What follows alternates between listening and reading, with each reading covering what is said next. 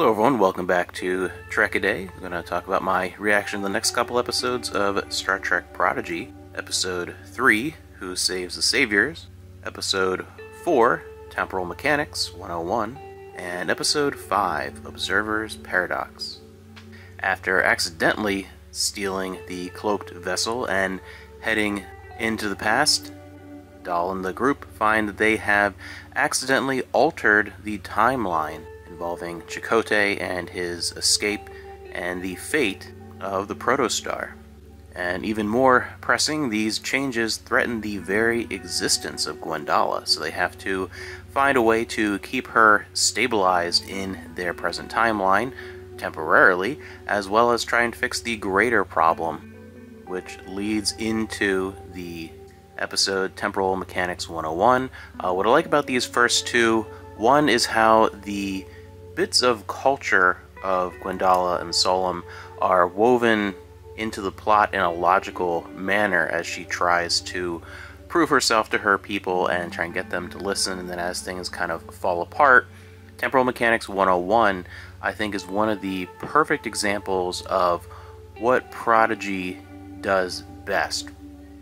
It takes teaching moments for the younger audience as a show that's aimed towards children with the Temporal Mechanics 101 hologram scenario and weaves it into a plot in a logical manner so it can have its expository, child-friendly moments of teaching younger children greater concepts for the larger plot without feeling like it's just pausing and explaining to the kids what's going on. It feels logical how it's woven into what the characters are going through. And it teaches these broader, more complex concepts in a way that is simplified, but not talking down to its audience, not acting like, hey, kids are dumb. It's no, hey, kids are intelligent, just being presented with this information for the first time. So presented in a way that is more simplified and understandable so you can grasp the greater concepts. And it's done in a way that's also not annoying to the adult audience. So I think a lot of shows that try and do this kind of fall into the trap where those little teaching moments, again, feel a little derogatory towards the childhood audience and the adult audience doesn't want to pay attention. Here, it's respectful of the child audience and is also interesting and entertaining for the adult audience. It finds that balance, which is really hard, and I think this is one of the better examples so far in the season of a few moments that really do that perfectly.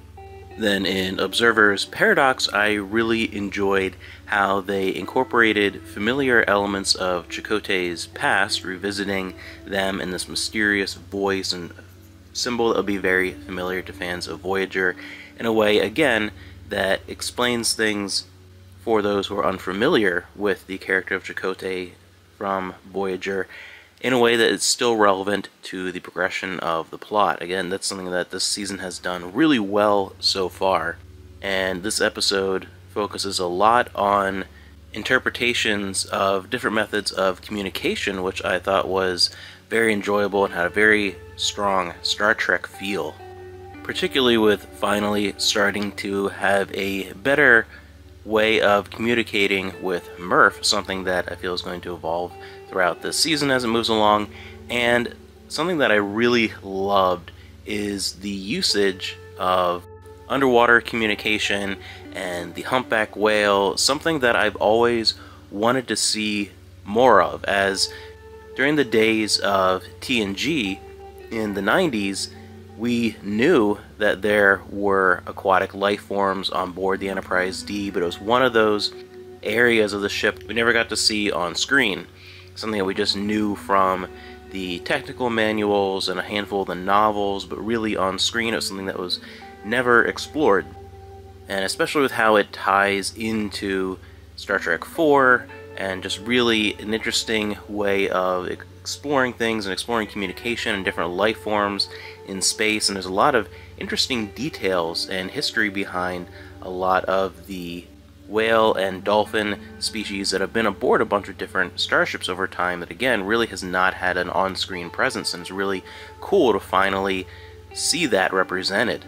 So I really enjoyed this batch of episodes. Again, I think it is some excellent plot progression, and again, that balance between being a kid's show and something that's fun for adults seems to be, at this point, very strong in the season.